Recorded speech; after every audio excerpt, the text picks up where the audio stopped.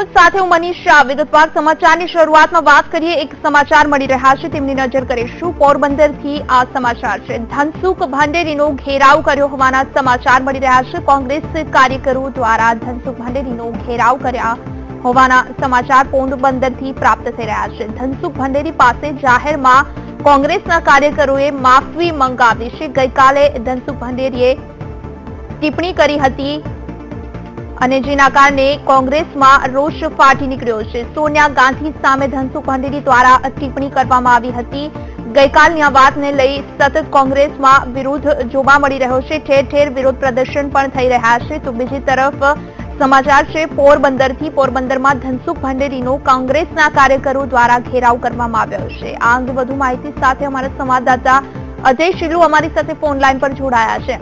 હજી જે રીતે કહી શકાય ધનસુખ ભંડેરીએ ગઈકાલે જે નિવેદન આપ્યું ત્યારથી લઈ અત્યાર સુધી સતત કોંગ્રેસનો વિરોધ થઈ રહ્યો છે અને પોરબંદરમાં તેમનો ઘેરાવ કરવામાં આવ્યો હોવાના સમાચાર છે શું વિગત છે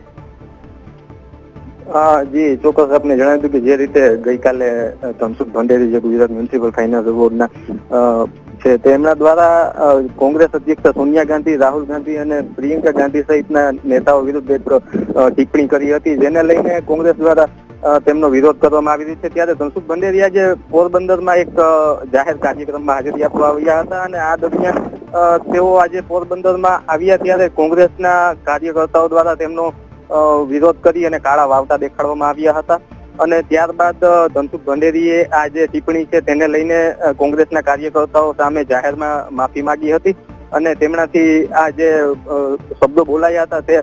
ભૂલથી બોલાયા હોય તેવું તેમણે માફી માંગી હતી જી બિલકુલ અજય આપનો આભાર સમગ્ર માહિતી આપવા બદલ ધનસુખ ભંડેરી એ માફી માંગી છે એવા સમાચાર છે કોંગ્રેસના કાર્યકરો દ્વારા પોરબંદરમાં તેમનો ઘેરાવો કરવામાં આવ્યો હતો પોરબંદરમાં એક કાર્યક્રમમાં હાજરી આપવા માટે પહોંચેલા ધનસુખ ભંડેરીનો કોંગ્રેસના કાર્યકરોએ ઘેરાવો કરી જાહેરમાં માફી મંગાવડાવી હતી અને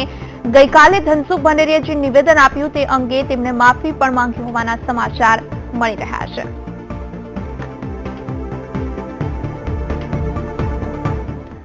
સમાચારમાં આગળ વાત કરીએ